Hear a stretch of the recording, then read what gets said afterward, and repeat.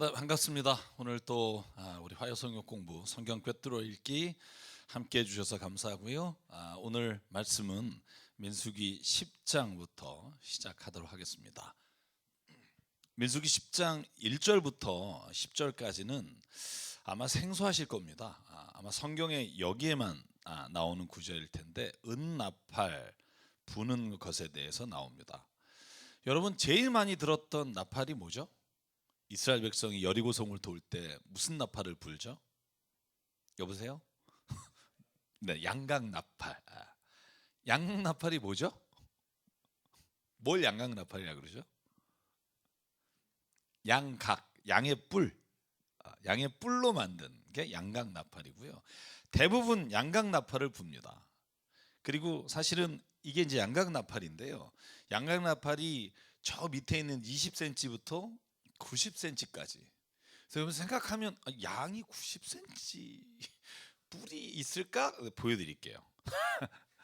양의 뿔입니다. 90cm까지 그렇게 긴 나팔이 있고요. 이걸 부는 모습이 이제 여러분 그 사진을 보면 특별히 많이 나옵니다만, 그래서 대부분이 우리가 아는 건 양각 나팔입니다. 그런데 오늘 민수기 10장 1절부터 10절까지는 이제 은 나팔을 만들어서 너희가 회중을 모을 때 그리고 진을 출발할 때 그 신호에 따라서 이렇게 하라라고 오늘 말씀에 기록하고 있습니다.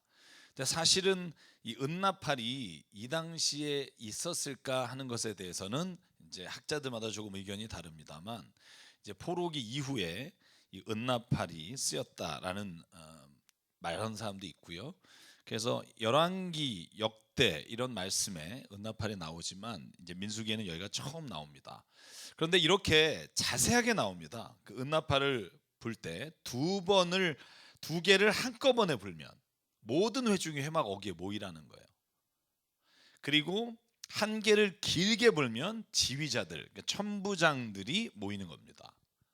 그리고 오늘 나팔을 짧게 급히 불면 동쪽에 진을 친 부대들이 진을 뜨도록 하고, 두 번째로 짧게 불면 남쪽에 진을 친 부대들이 진을 뜨고, 총회를 소집할 때는 나팔을 길게 불고, 침략자들이 공격해 올 때는 나팔을 짧게 급히 불면 하나님이 구해 주신다. 이게 1절부터 10절까지의 말씀입니다. 그래서 10절에 이렇게 돼 있죠. 너희들이 즐기는 경축일과 너희들이 정기적으로 모이는 날과 매달 초하루에는 너희가 번제물과 화목제물을 바치며 나팔을 불어라. 그러면 너희 주 하나님이 너희를 기억할 것이다. 내가 주 너희의 하나님이다. 여러분, 그러니까 양각 나팔을 불거나 혹은 은나팔을 불 때 중요한 것 중에 하나가 뭐냐 하면 하나님이 들으신다는 거예요. 모든 총회 회막에 회중이 모이고 천부장이 모이고 동쪽 진이 출발하고 남쪽 진이 출발하고 이 모든 표시를 위한 것이기도 하지만 궁극적으로 하나님이 듣고 기억하시고 구해 주신다 하는 말씀이고요. 그래서 여러분, 은나팔은 이게 이제 후대 나중에 아마 그 BC 7세기경에 아마 토출된 거라고 말하는데, 이 양각 나팔이 아닌 은나팔을 이렇게 불어서 사용했다라는 걸 알 수 있고요. 제가 조금만 더 설명을 드리면 이 양각 나팔을 쇼파르라고 하고요, 은나팔은 하초츠라 이렇게 발음을 하는데, 양각 나팔은 출애굽에서부터 등장합니다. 그래서 아까 보여드린 대로 21에서 90cm가 되고 주로 여리고 성을 함락할 때 불렀던 게 양각 나팔이고요. 제사장 사독이 솔로몬에게 기름 부을 때 불었다고 되어 있습니다. 근데 은나팔은 광야를 떠날 때, 다시 말하면 시내산에서 출발할 때 하나님의 명령으로 만들어졌고 45에서 50cm. 근데 재밌는 건 헬라어로 이 두 개를 번역할 때 그냥 하나의 단어로 번역했어요. 그러니까 살피크스라고. 그래서 이 단어가 양각 나팔이나 은나팔이나 그냥 나팔로 번역했다는 걸 알 수 있고요. 그래서 이 둘을 어떻게 사용했는지에 대해서는 성경이 다른 데서 나오지 않기 때문에 이 두 개의 구분이 정확하게 되진 않지만, 중요한 건 하나님의 임재를 나타내고 이 나팔을 불 때 하나님께서 들으시고 기억하신다는 거, 그리고 아론의 제사장만이 이 나팔을 불 수 있다는 겁니다. 그래서 그 정도로 저희가 오늘 기억하시면 될 것 같고요. 자, 이제 민수기 10장 11절부터 한번 살펴볼 텐데요. 이제 시내산에서 성막을 완성하고 그리고 모든 이스라엘 12지파가 진영을 갖추고 행진할 때 하나님 이렇게 가라 하는 말씀을 듣고 이제 출발하는 장면입니다. 한번 11절 제가 읽어볼까요? 제 2년 둘째 달 그 달 20일에 증거궤가 보관된 그 성막에서 비로소 구름이 거쳤다. 여러분 잘 아시죠? 구름이 이렇게 쭉 성막에서 올라가서 하늘 위로 가면 이제 모든 이스라엘 백성들이 출발할 준비를 딱 시작하는 겁니다.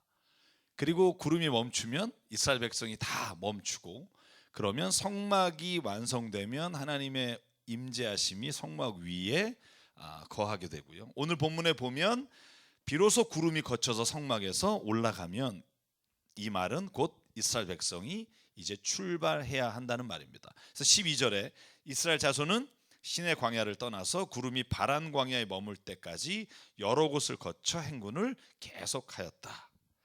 13절 한번 같이 읽어볼까요? 시작. 이것은 주님께서 모세를 시켜 지시하신 명령을 따라서 한 첫 번째 행군이었다. 아멘. 여러분 그러면 이제 이런 생각이 들 거예요. 출애굽을 해서 이 시내산까지 가는 행군은 어떻게 했을까? 저도 몰라요. 그냥 그때는 장막을 쳤다라고 되어 있어요. 성막은 없겠죠. 왜냐하면 성막은 오늘 시내산에서 2년째 받아서 이제 성막과 함께 출발하는 것이고, 하나님이 1군, 2군, 3군, 4군 이렇게 출발하는 모든 지파까지 지명하신 게 여기 시내산에서니까. 앞에 여러분 보시면은 마라에스물이나 이런 일들을 쭉 보시면 이스라엘 백성이 장막을 쳐서 자기가 거하는 곳은 장막을 쳤지만 성막은 나오지 않고요. 잘 보시면, 그래서 오늘 이제 첫 번째 행군을 시작합니다. 자, 그래서 제가 11절, 12절, 13절을 읽었고요. 자, 한번 제가 이걸 보여드릴게요. 이제 나머지 14절에서 28절은 요걸 설명한 거예요. 여러분 요게 뭐냐면, 제가 지난주에 보내드렸던 이거 기억나시나요?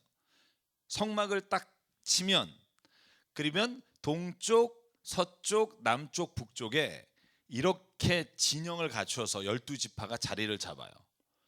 그리고 이제 딱 이렇게 있다가, 잘 보실래요? 이게 얼마나 복잡한 건지. 구름이 성막에서 떠요. 올라가면, 그러면 다시 진열을 이제 오늘 14절부터 28절에 이렇게 가라는 거예요.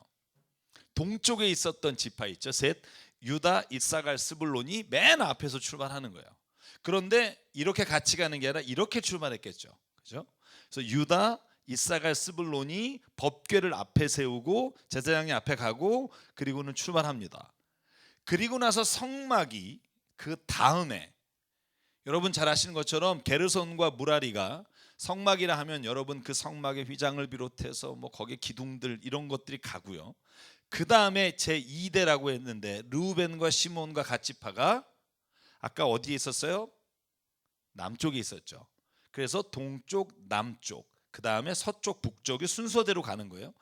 그러면 성막이 중요하니까 여러분 유다와 이스라엘과 스불론이 성막을 지키는 의미로 가고, 제사장들은 법궤를 지키겠죠. 그 르우벤과 시몬과 갓이 가죠. 그 다음에 성물이 가요. 성물은 누가 가졌죠? 고앗 자손들이 지었던, 어깨에 짊을 맸던 그런 성물들이 가고, 그 다음에 남쪽 에브라임, 므낫세, 베냐민, 그 다음에 4대 단, 아셀, 납달리, 북쪽이 이렇게 진영으로 출발하는 거죠. 이게 오늘 14절과 28절에 하나 설명이 돼 있고, 그리고 그 앞에 누가 서야 되는지 그 이름이 나와 있어요. 그래서 보시면 맨 앞에 유다에는 다 누가 간다? 암미나답의 아들 나손이 이끌었다. 그리고 나서 이사갈에는 누가 앞서가느냐? 수알의 아들 느다넬이 이끌었다. 그래서 대표적인 앞장선 사람 이름이 나오고 이 진영으로 갔다는 거예요. 그래서 여러분 한번 생각해 보실래요? 우리가 성막에서 구름이 올라가서 출발할 때 그냥 그대로 가는 게 아니라 다시 이 진영에서 다시 이 진영으로 바꿔서 출발을 해요. 그런데 여러분 성경에 저희가 출애굽기 읽었을 때도 봤지만, 성막이, 이스라엘 진영이 하나님이 1시간 뒤에라도 조금 가서라도 멈추면 다시 이걸 했다는 거죠. 다시 이렇게 장막을 짓고 120만, 뭐 200만이 이렇게 했다는 거니까 여러분 믿음으로 순종한다는 게 참 쉽지 않다는 걸 우리가 정말 그 몸에 와닿을 수 있다는 거로 이 장면을 보게 되고요. 자, 그렇게 설명을 한 게 이제 28장까지고요. 마지막 그 10장의 29절과 32절, 물론 이제 그 다음에 장면이 좀 있습니다만 여기에서 나오는 장면이 뭐냐면 28절 한번 보시죠. 28절을 보면 이제 모세가 르우엘의 아들, 그러니까 여러분 이 호밥이라고 하는 사람이 사실은 모세하고는 처형 관계에 있겠죠, 그죠? 그래서 잘 보시면 모세가 미디안 사람 르우엘의 아들 호밥에게 청하였다. 그는 모세의 장인이었다. 이 그는 르우엘이겠죠. 우리는 이제 주님께서 우리에게 주시겠다고 약속하신 곳으로 떠납니다. 장인께서도 우리와 같이 길을 떠나 주시기 바랍니다. 주님께서 이스라엘에게 잘 해주시겠다고 약속하셨으니 우리가 장인 어른을 잘 대접해 드리겠습니다. 그러니까 르우엘과 그리고 처형인 호밥 두 사람에게 부탁을 하는 겁니다. 근데 뭐라고 말하냐 하면 29절 저희가 읽었고 이 30절에 호밥이 모세에게 말합니다. 나는 가지 못하네. 나는 내 고향 내 친척에게로 가야 하네. 그때 모세가 간청합니다. 제발 우리만 버려두지 마시고 우리가 광야 어디에 진을 쳐야 할지 장인어른만큼 아는 사람이 없습니다. 그러니 장인께서 우리의 길 안내자가 되어 주셔야 합니다. 우리와 함께 가시기만 한다면 주님께서 우리에게 주시는 좋은 것은 무엇이든지 장인어른께 나누어 드리겠습니다. 자, 32절까지가 오늘 지금 이 시간 저희가 살펴보는 내용인데요. 자, 두 가지예요. 하나는 뭐냐면 르우엘이라고도 말하고 이드로라고도 말해요. 르우엘의 이름이 이드로라고도 나오고 르우엘이라고 나오는 거죠. 그런데 사실은 이스라엘의 이름이 두 개가 있는 건 뭐 너무나 흔한 일이잖아요. 우리가 잘 아는 것처럼 야곱도 이스라엘이라는 이름을 받았지만 후에 야곱이라는 이름과 병행해서 쓰게 되고요. 야곱의 하나님 그러지 이스라엘의 하나님이라고 잘 안 쓰잖아요, 그죠? 기드온의 이름이 또 뭐가 있죠? 여룻바알. 솔로몬이 뭐죠? 여디디야. 그죠? 그러니까 두 개가 있는 경우가 굉장히 많았고, 그런데 이제 사사기 4장에 보면 호밥이 이제 모세 장인이라고 나오기도 해요. 그래서 사실은 이 세 이름이 다 모세 장인이라는 이름과 연결돼 있지만 저희가 정리를 하면 이렇습니다. 호밥은 처남이라고 저희가 알 수 있고 르우엘과 이드로는 모세 장인의 이름이 두 가지였다는 것을 저희가 추정할 수 있어요. 여러분 마치 이건 저희가 왜 헷갈리냐 하면 성경에 하탄이라는 단어 때문에 그래요. 이 하탄이라는 단어가 뭐냐 하면 결혼해서 처가 쪽에 있는 사람에게 붙이는 이름이 다 하탄이에요. 쉽게 말하면 이 장인어른, 뭐 장모 아니면 처형 다 하탄이에요.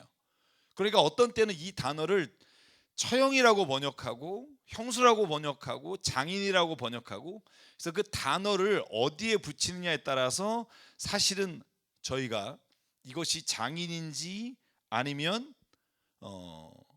처형인지 의미를 이름을 붙여야 되는데, 그래서 사실은 이 단어 때문에 이 호밥의 이름이 우리가 어느 본문에는 장인이라고 번역돼 있지만 대부분의 장소에서는 이드로, 르우엘이 장인이라고 되어 있고 호밥은 처형, 처남이라고 되어 있기 때문에 저희가 이 본문은 그렇게 이해하는 게 좋겠고, 또 어떤 분은 흠정역 번역에 여러분 들어봤을지 모르지만 라구엘이라고 번역되어 있는 본문이 있어요. 근데 이 라구엘이라는 말은요, 사실은 이 히브리어 아인이라고 하는 걸 그냥 우리가 그 모음 자음할 때 모음으로 쓰는 경우도 있고 자음으로 쓰는 경우도 있어요.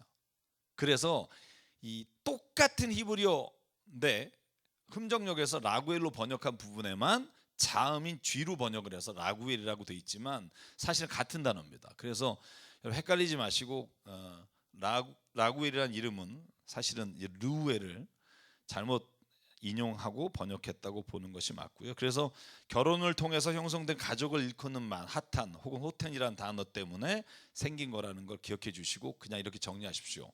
르우엘과 이드로가 모세의 장인이고 이 두 이름은 혼용해서 사용될 수 있다는 거고요.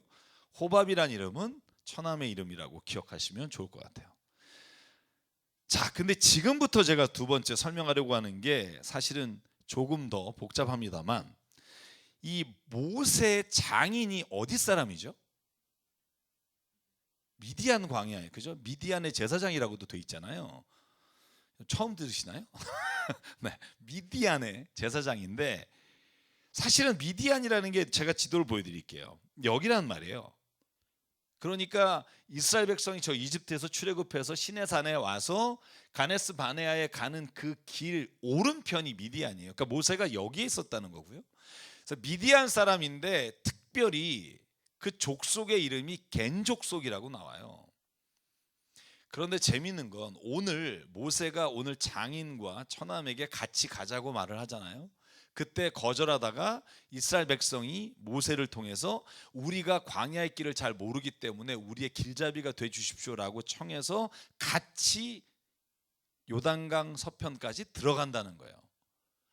그래서 이 겐 족속이 이드로와 또 호밥이 있었던 미디아 광야, 미디안 족속 중에 소부족인 겐 족속이라고 이해하는 게 가장 좋을 것 같고요. 사사기에 보면 사사기 1장 16절에 이렇게 돼 있어요.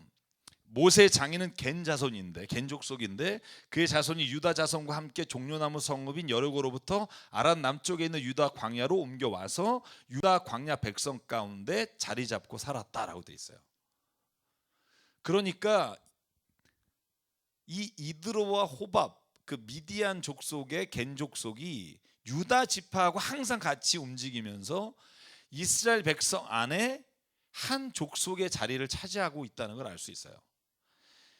조금만 더 볼까요? 그래서 겐 족속이 열왕기하 10장에도 나오고요. 사사기 4장 17절에도 나와요. 왜 이렇게 많이 나오느냐? 그들이 이스라엘의 길잡이가 돼서 광야길을 같이 가고 또 이스라엘에 들어갔다는 거죠. 그래서 모세 장인 이드로의 겐 족속은 유다 지파와 함께 다니면서 이스라엘에 편입이 된 것으로 보고요. 요나답은 레갑의 후손이며 레갑은 겐 족속이다. 여러분 요나답이 누군지 혹시 모르실 것 같은데 열왕기하 10장에 보면 예후가 북이스라엘과 남유다의 왕을 다 치고 그가 하나님의 말씀을 이뤄갈 때 가장 옆에서 도왔던, 그래서 잘못된 모든 사람들을 처단했던 게 요나답이라고 하는 인물이고 요나답이 레갑 사람인데 이 사람이 겐 족속이라고 되어 있습니다.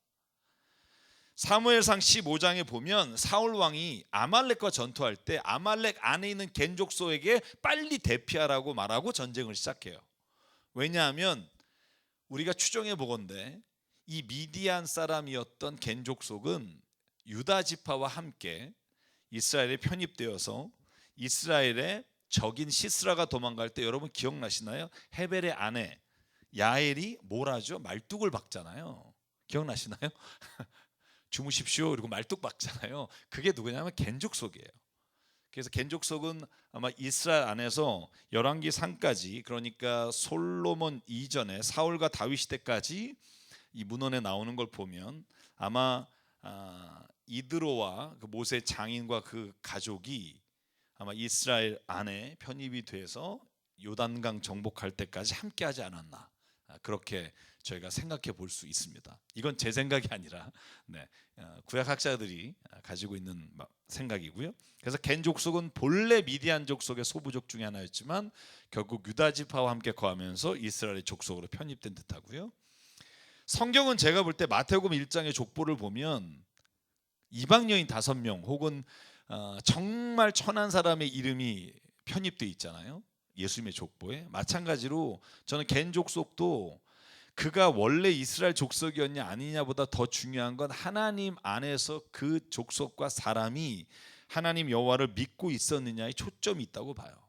그래서 예레미야의 35장 18절 19절에 이 레갑 사람 겐 족속에 대해서 이렇게 말하고 있어요. 저는 이 부분 요 부분에 찾아 읽으면서 더 확신을 갖게 됐어요. 하나님께서 보시는 게 뭘까? 그 사람의 태생이나 그 사람의 지파가 아니라 오히려 하나님은 하나님을 신뢰하는 사람들을 더 기뻐하신다. 한번 읽어볼까요? 예레미야 35장 18절 19절 이렇게 되어 있습니다. 그런 다음에 예레미야가 레갑 사람들에게 이렇게 말하였다. 나 만군의 주 이스라엘의 하나님이 말한다. 너희는 조상 요나답의 명령에 순종하고 그의 모든 교훈을 엄수하고 그가 너에게 명령한 모든 것을 그대로 실천하였다. 그러므로 나 만군의 주 이스라엘의 하나님이 말한다. 레갑의 아들 요나답의 자손 가운데서 나를 섬길 사람이 영원히 끊어지지 않을 것이다. 그래서 사실은 모세 장인의 그 족속이 이스라엘 유다 족속과 함께 요단강을 건너서 약속의 땅으로 들어갔다는 것을 알 수 있어요. 그래서 저와 여러분이요, 사실 지금 우리가 어떤 환경과 어떤 태생, 어떤 우리가 가지고 있는 그 소위 말하는 그 우리가 그걸 뭐라고 그러죠? 우리가 가지고 있는 그 용어를 제가 기억이 안 나는데 그것 때문에 슬퍼하지 마십시오. 사실은 더 중요한 건 우리가 믿음 안에서 하나님을 신뢰하고 하나님을 의지하고 있느냐, 그리고 하나님께서 우리에게 주신 말씀에 순종하고 레갑 자손처럼 비록 원래 이스라엘 족속이 아니었지만 그들이 하나님의 말씀을 엄수하고 교훈을 따랐기 때문에 영원히 끊어지지 않겠다는 약속을 주신 것처럼 하나님은 우리의 마음과 우리의 믿음을 보시는 분이라고 저는 믿습니다. 그래서 그 말씀을 민수기 10장을 마치면서 나누고 싶었고요. 자, 이제 11장에 들어갑니다. 11장은 우리가 좀 많이 아는 장면이 여기에 속해 있지만 또 우리가 또 제대로 보지 않은 장면들이 굉장히 많은 곳이고요. 민수기 11장에 보면 이스라엘 백성이 밑도 끝도 없이 불평하게 돼요. 그리고 사실은 11장 1절과 2절에 나오는 불평이 뭐 때문인지도 사실은 나와 있지 않아요. 그리고 뭘 할 수 있냐면 항상 불평했다는 거예요. 지금 진영을 가지고 이제 출발했어요. 출발했는데 출발하자마자 불평을 해요. 뭔진 모르지만 하나님이 어떻게 하냐면 진영의 한가운데 저편에 불이 나게 해서 불을 보고 사람들이 깜짝 놀라서 이렇게 되어 있습니다. 주님께서 듣고 진노하시어 그들 가운데 불을 놓아 진 언저리를 살라버리셨다. 백성이 모세에게 부르짖었다. 모세가 주님께 기도드리니 불이 꺼졌다. 1절과 2절을 저는 하나님의 사인이라고 봐요. 그래서 이곳의 이름을 뭐라고 불렀느냐? 다베라라고 불렀더라. 여러분 다베라라는 거 잘 들어보지 못했겠지만 마라와 함께 하나님께 불평했다는 장소가 나올 때 다베라라고 하는 곳이 나옵니다. 그런데 이곳에서 하나님이 불을 내시고 너희가 이제 불평하지 마라 라고 사인을 주셨는데 바로 3절부터 기본적으로 가장 중요한 걸 불평하기 시작해요. 그게 뭐냐 하면 맨날 만나만 먹냐, 아주 지긋지긋하다 이런 말이죠. 여러분 3절부터 그래서 35절까지 계속되는 이 불평이 사실은 이스라엘 백성이 기적같이 감사해야 될 것이 그들에게는 불평거리가 되는 거예요. 여러분 기억나시나요? 맨 처음에 이스라엘에서 나왔을 때 먹을 게 없을 때 이스라엘 백성들이 하나님 우리가 진짜 이러다 굶어 죽는 거 아닙니까? 막 그래도 이집트에서 먹을 게 있었는데 여기 먹을 게 없습니다. 그때 하나님이 만나를 아침마다 40년 동안 끊이지 않고 내리셔서 먹이셨잖아요.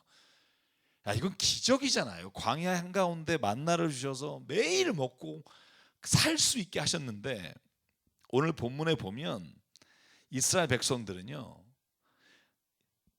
이제 이집트에서는 생선도 먹었는데 이집트에서는 야채도 먹었는데 여러분 제가 5절과 6절을 여기에 써놨어요. 뭐라고 쓰냐면 이집트에서는 생선을 공짜로 먹던 것이 기억이 생생한데 그 밖에도 오이와 수박과 부추와 파와 마늘이 눈에 선한데 이제 우리 눈에 보이는 것이라고는 이 만나밖에 없으니 입맛마저 떨어졌다. 여러분 이게 이스라엘 백성의 불평하는 내용입니다. 여러분 잘 보시죠. 이게 불평거리일까요? 왜 불평이 됐을까요? 이제 더 이상 하나님의 은혜와 하나님의 주시는 것에 감격하는 걸 잊어버렸기 때문이죠. 근데 저는 한편으로 이해가요. 똑같은 걸 40년 먹었다고 생각해보세요. 여러분 새끼만 같은 걸 먹어도 질린다 그러는데 아직 40년은 안 됐습니다. 이제 2년 좀 지나가잖아요. 그런데 지겨운 거예요. 근데 여러분 앞에 다베라가 뭐라 그랬죠? 제가 사인이라고 전 읽어요. 지금은 불평할 때가 아닌데, 불평하면 너희가 진짜 이렇게 될 것이라고 보여줬음에도 불구하고 하나님 앞에 불평합니다. 그래서 제가 깨달은 게 있어요. 여기에 여러분 적었습니다만, 광야에서 만나의 기적에 대한 감사는 얼마 가지 않아요. 얼마나 우리하고 똑같은지, 그죠? 우리가 하루 전에 하나님이 주신 은혜 막 하나님 이렇게 주셨습니다라고 막 감사하다가 사실 오래 가지 않잖아요. 하나님 왜 이것도 안 해주시냐고, 왜 이건 또 막으셨냐고 우리가 불평할 때가 얼마나 많아요. 오늘 저희의 모습을 보는 것 같아요. 그러니까 이스라엘의 불평에 대해서 모세가 또 화가 나요. 여러분, 저는 여기서 뭘 생각하냐면요, 누가 불평하잖아요. 그러면 불평은요 전염성이 강해요. 여러분, 가족에서도 그런 거 못 느끼세요? 누가 하나 잘 감사하다가 불평을 딱 내놓으면, 야 나는 뭐 할 말 없는 줄 알아. 그리고 이제 똑같이 불평이 시작되는 거죠. 여러분, 그래서 모세는 뭐라고 불평하냐면 하나님 앞에 마치 엘리야가 말한 것처럼 죽여달라고 그래요. 아마 지긋지긋했을 거예요. 그죠? 출애굽해서 시내산까지 가는데도 너무나 힘들었는데, 시내산에서 주의 말씀을 받고 성막을 받고 막 이제는 막 주님이 우리와 함께 하신다고 가는데, 가는 초장부터, 여러분 출발하자마자부터 불평이 시작돼요. 모세가 뭐라고 말해요? 한번 11절부터 15절 볼까요? 모세가 주님께 여쭈었다. 어찌하여 주님께서는 주님의 종을 이렇게도 괴롭게 하십니까? 어찌하여 저를 주님의 눈밖에 벗어나게 하시어 이 모든 백성을 저에게 짊어지우십니까? 이 모든 백성을 제가 백이라도 했습니까? 다시 말, 내가 나냅니까? 제가 그들을 낳기라도 했습니까? 어찌하여 저더러 주님께서 그들의 조상에게 맹세하신 땅으로 마치 유모가 젖먹이를 품듯이 그들을 품에 품고 가라고 하십니까? 백성은 저를 보고 울면서 우리가 먹을 수 있는 고기를 달라고 외치는데, 이 모든 백성에게 줄 고기를 제가 어디서 구할 수 있습니까? 저 혼자서는 도저히 이 모든 백성을 짊어질 수 없습니다. 저에게는 너무 무겁습니다. 주님께서 저에게 정말로 이렇게 하셔야 하겠다면, 그리고 제가 주님의 눈밖에 나지 않았다면 제발 저를 죽이셔서 제가 이 곤경을 당하지 않게 해 주십시오. 여러분, 저는 이게 리더가 가지고 있는 아픔인 거예요. 자기가 가지고 있는 고난이 아니라, 나도 진짜 힘겹게 이 길을 가는데 주변에서 불평, 불만, 고기 안 준다고 하는 이 소리에 모세가 하나님 앞에 죽여달라고 말을 해요. 여러분, 가끔 우리가 정말 교회 안에서 리더로 살아갈 때 이런 고백이 나올 때가 있잖아요. 목사뿐만 아니라 여러분이 셀을 맡고 있든지 아니면 어떤 기관을 이끌어갈 때 내가 잘못하지도 않은 것 때문에 힘들고 어려울 때, 이거 내가 왜 이걸 하면서 이렇게 어려움을 당하지? 라고 생각이 들 때가 없으세요? 저는 오늘 이 장면이 끊임없이 불평하는 이스라엘 백성을 바라보면서 죽여달라고 호소하는, 저는 이 모세의 마음을 좀 이해할 것 같아요. 그런데 하나님이 16절부터 20절에 대답하시는데, 이 대답이 기가 막힙니다. 16절에 하나님 이렇게 말씀하세요. 주님께서 모세에게 대답했다. 이스라엘 장로들 가운데 내가 백성의 장로들 또는 그 지도자라고 알고 있는 사람들 70명을 나에게로 불러오너라. 너는 그들을 데리고 회막으로 와서 그들과 함께 서라. 내가 내려가 거기에서 너와 말하겠다. 그리고 너에게 내려준 영을 그들에게도 나누어 주어서 백성 돌보는 짐을 그들이 너와 함께 지게 하겠다. 그러면 너 혼자서 애쓰지 않아도 될 것이다. 여기까지 보면 하나님이 뭐라고 말하냐면, 이제 너 외롭지 않게 할게. 그 70명의 장로들과 리더들이 너와 함께 짐을 지게 할게. 여러분, 그래서 저는 하나님은요, 우리가 리더로서 혹은 하나님의 일을 감당할 때 힘들다고 말하면 하나님은 또한 도울 자를 보내주신다고 믿습니다. 저는 그걸 믿으니까 저는 모세도 계속 그 길을 걸어갈 수 있었고요. 그리고 18절, 너는 또 백성에게 이렇게 말해라. 내일을 맞이하여 하니 너희는 스스로를 거룩하게 하여라. 너희가 고기를 먹게 될 거다. 여러분, 이 말을 모세가 이따가 하나님한테 물어봐요. 이게 가능해요? 이렇게 물어봐요. 왜냐하면 하나님 이제 장정만 60만이에요. 이렇게 하나님께 말하거든요. 어떻게 고기를 먹어요? 양과 소를 잡아도 안 돼요. 막 이렇게 말하는 장면이 나옵니다. 근데 하나님 약속하셨어요. 고기를 먹게 될 거다. 누가 우기에게 고기 먹이려냐? 이집트에서는 우리가 참 좋았었는데 하고 울며 한 말이 나 주에게 들렸다. 불평하는 말이 들린 거죠. 이제 나 주가 너희에게 고기를 줄 터이니 너희가 먹게 될 것이다. 하루만 먹고 그치는 것이 아니라 이틀만도 아니고 닷새만도 아니고 열흘만도 아니고 20날 동안도 아니다. 한 달 내내 냄새만 맡아도 먹기 싫을 때까지. 하나님이 화나셨죠? 그렇죠? 제가 농담을 하나님 삐지셨을 때 쓴 말이라고. 너 아주 지겨울 때까지 내가 너를 먹게 할 것이다. 줄곧 그것을 먹게 될 것이다. 너희 가운데 있는 나 주를 거절하고 내 앞에서 울면서 우리가 왜 이집트를 떠났던가 하고 후회하였기 때문이다. 그렇죠? 여러분, 하나님이 응답하셨어요. 이스라엘 백성이 막 고기 먹고 싶다. 모세 나 차라리 죽이십시오. 그때 하나님 뭐라 그러냐면 내가 고기 먹이겠다. 그런데 진짜 고기를 질리게 하겠다. 그렇죠? 그리고 나중에 그것이 재앙이 돼요. 다베라라고 하는 것, 그죠? 하나님이 미리 불평하는 자에게 불을 주셔서 불에 어려움이 있을 것이라고 보여줬음에도 불구하고 끊임없이 불평하는 이스라엘 백성에게 그래 먹어라. 제가 여기 이렇게 썼어요. 제가 늘 말하는 거지만 우리의 기도 혹은 우리의 원망이 응답되었다고 반드시 좋은 것만은 아니라는 사실을 기억하십시오. 제가 예를 들어 말씀드렸죠. 이스라엘 백성이 왕을 달라고 했을 때 왕을 주신 게 복은 아니라는 거죠. 왕으로 인해서요, 북이스라엘과 남유다가 다 일어난 모든 비극은 왕 때문이에요. 이스라엘 백성이 왕으로 이 말미암아 이방신을 섬기게 되고 그들이 타락하게 되고, 그래서 하나님이 원래 사무엘에게 내가 왕을 주면 안 된다고 하셨던 것을 저는 이 450년 이스라엘 역사, 왕국의 역사를 통해 하나님이 보여주셨다고 생각해요. 너희가 누구를 의지할 거냐? 하나님이냐? 아니면 왕이냐? 너희들이 원하는 거냐? 여러분, 여기도 똑같잖아요. 고기 달라고 울었어요. 모세가 하나님을 원망했어요. 그러니까 하나님이 고기 주셨어요. 그런데 그게 반드시 기도의 응답이 아니라 그것이 또 하나의 고통과 아픔이 될 수 있다는 거 우리가 뒤에 볼 텐데 기억하십시오. 그러니까 여러분, 우리가 하나님께 구할 때 뭘 달라고 말하는 것보다 중요한 것, 이것이 하나님이 정말 원하시는 것일까? 하나님이 이것을 나에게 주심으로 인해 내가 진짜 하나님의 진리 안에 살아갈 수 있을까? 여러분, 이것을 우리가 기억하면서 구해야 한다고요. 아무거나 구하고 받았다고 해서 응답이 아니란 말이에요. 잘못된 길로 가는 걸 응답이라고 생각하고 살아가는 사람이 얼마나 많은지 몰라요. 그래서 오늘 여러분 기억하십시오. 하나님이 지겹게 한 달 내내 고기를 주셨으나 이건 사랑으로 주신 은혜라기보다 그들을 깨닫게 하시기 위한 도구라는 거죠. 계속 볼까요? 자, 다음에 보면 하나님이 대답하신 것에 모세가 21절에 또 질문해요. 여러분, 제가 여러분에게 늘 말하지만 성경은 질문하는 자에게 대답하신다고요. 여러분도 끊임없이 질문하셔야 됩니다. 질문해야 하나님이 말씀해 주신다는 거죠. 자, 뭐라고 질문하냐면 이렇게 질문합니다. 하나님, 장정만 60만이에요. 어떻게 다 먹일 수 있겠습니까? 라고 하나님 앞에 혀를 차고 물어봐요. 이게 무슨 말일까요?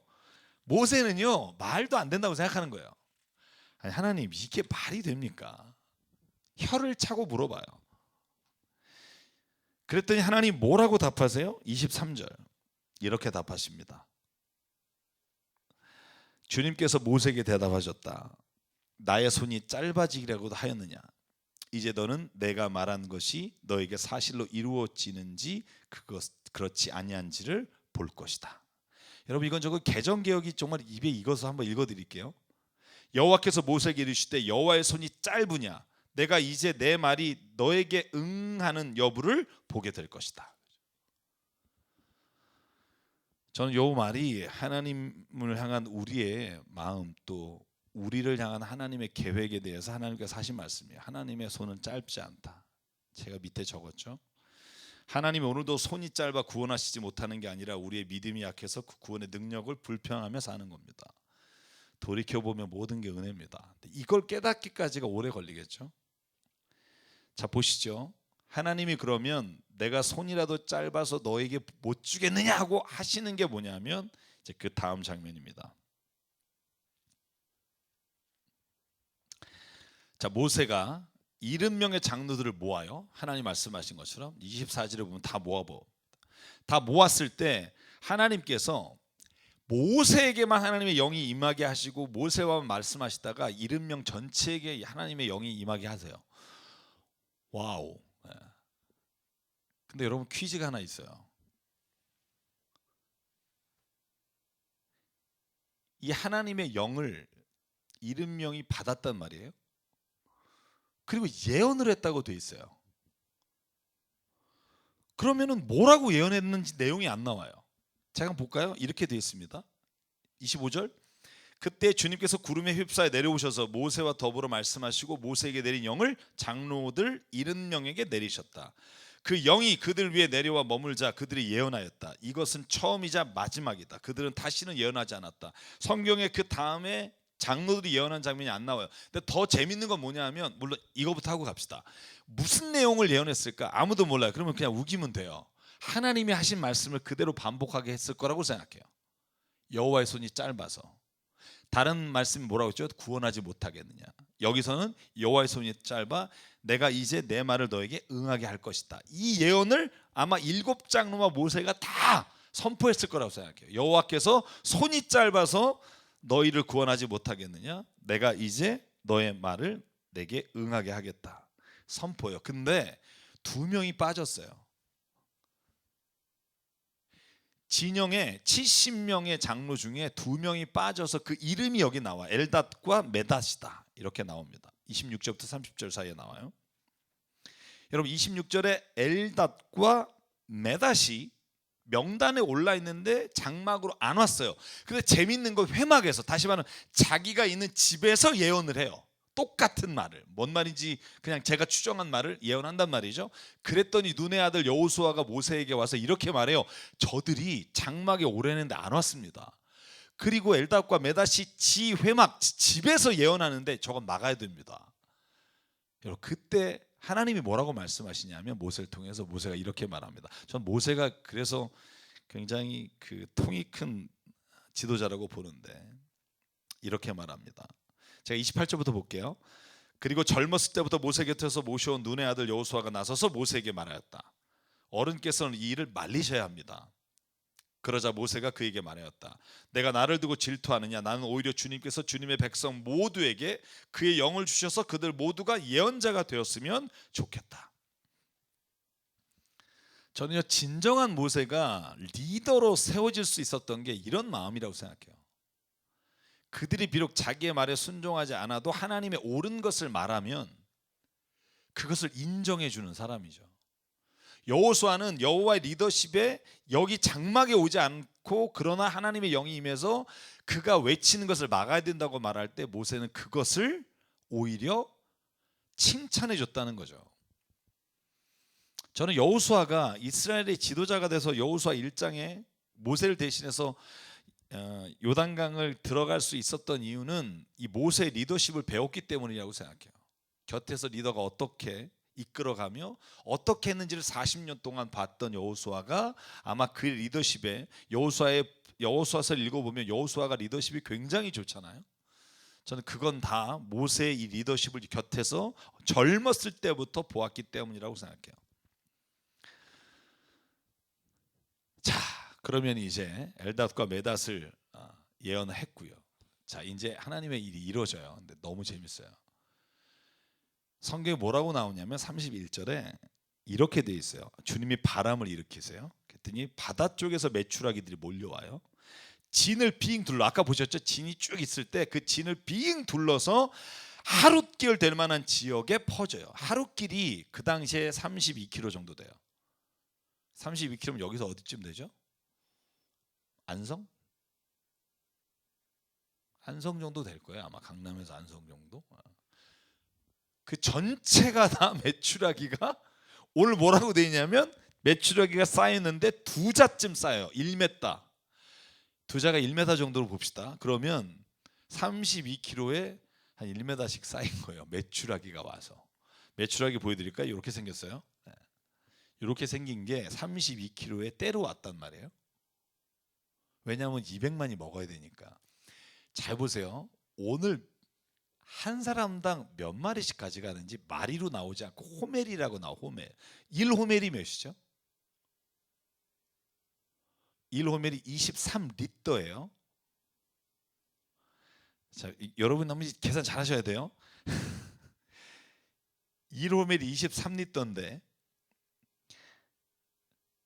아니 1호멜이 230리터. 그죠? 230리터. 야, 그죠? 그러면 10호멜씩 다 가져갔다. 그러면 2300리터예요. 여러분 2300리터면 양이 어느 정도 될까요? 당나귀로 10마리가 나를 수 있는 양이라고 돼 있더라고요.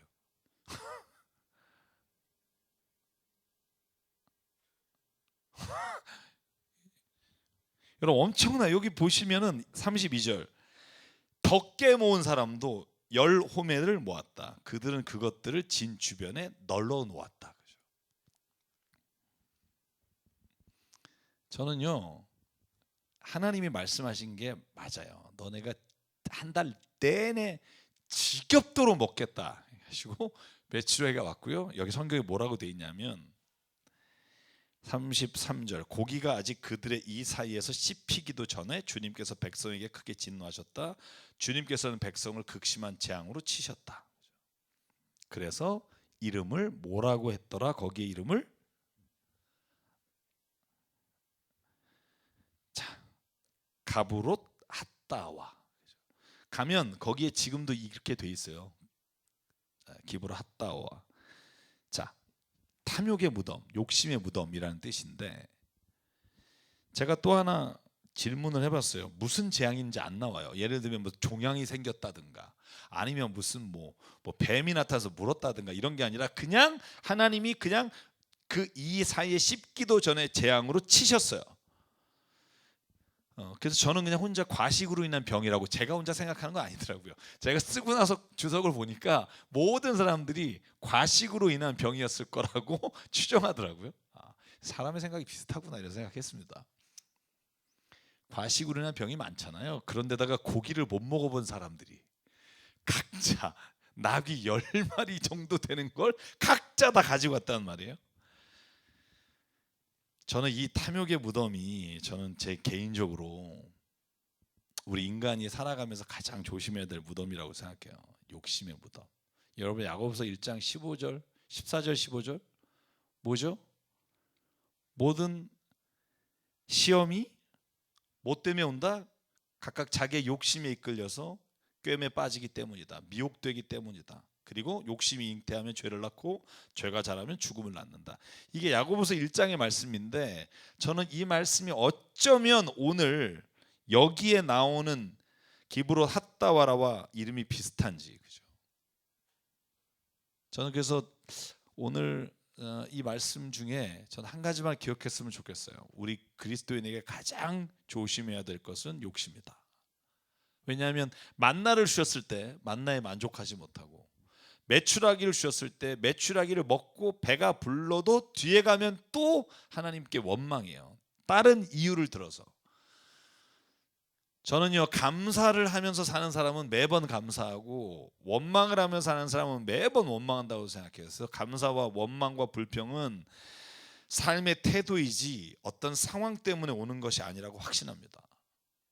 여러분, 가장 비극적인 상황에서도 어떤 사람은 이것을 주신 걸 감사하는 사람이 있고, 어떤 사람은 이까짓 것 가지고 뭐하냐고 불평하는 사람이 있어요.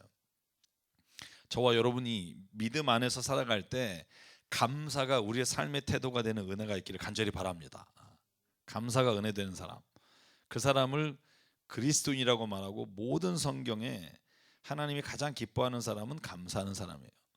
여러분, 다니엘이 왜 하나님이 기뻐하셨을까요? 저는요, 뭐 다니엘이 믿음이 좋고 정직하고 뭐 여러 가지가 있어요. 다니엘서 6장 9장 읽으면 다 그렇지만, 저는 다니엘이 자기가 죽을 수도 있는 그 위기의 상황에 예루살렘을 향해 창문을 열고서 뭐해요? 감사기도 드리거든요. 여러분, 요나서 2장에 보면 그가 큰 물고기 뱃속에서 죽음 직전에 드리는 기도가 감사기도예요. 여러분, 저는요, 그래서 하나님이 찾는 사람 누굴까? 감사하는 사람.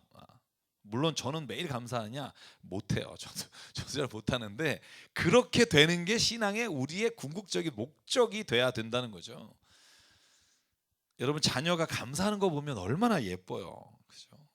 작은 것에 감사하면 더 주고 싶잖아요. 그죠? 안 그런가요? 그죠? 뭘 줬는데 뭐 이러면 뺏고 싶지 않아요? 그죠? 모든 사람의 마음이 그럴 거예요. 자, 하나님도 마찬가지라고 생각해요.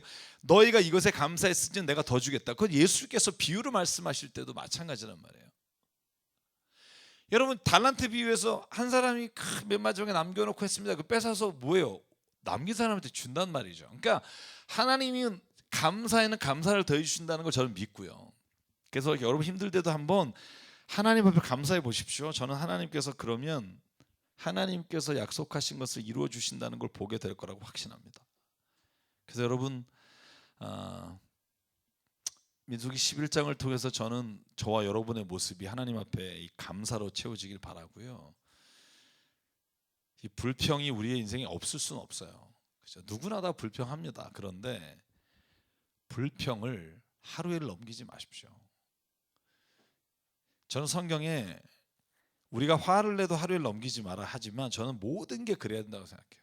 우리가 불평도 우리의 모든 염려와 근심도 우리가 안 할 수는 없으나 그걸 우리가 하루해를 넘기지 말자. 저는 그것만 가지고 있어도 하나님께서 우리를 예뻐해 주시지 않을까라는 생각을 해보고요. 오늘 12장까지 나가려고 했으나 12장엔 또 다뤄야 될 내용이 너무 많습니다. 우리가 짧은 내용입니다. 모세가 구스 여인과 결혼한 내용이고 그렇게 됐을 때 이 미리암과 아론이 그를 비난하는 장면인데 이 장면은 제가 신학자 한 분에게도 또 물어보고 그래서 좀 설명할 부분이 많아서 오늘 여기까지 말씀을 나누도록 하겠습니다. 민수기 11장 특별히 좀 기억하시고요. 또 주님과 또 오늘 매일매일 동행하시고 또 감사와 은혜와 찬양을 주님께 드리는 우리가 되기를 간절히 바랍니다. 감사합니다.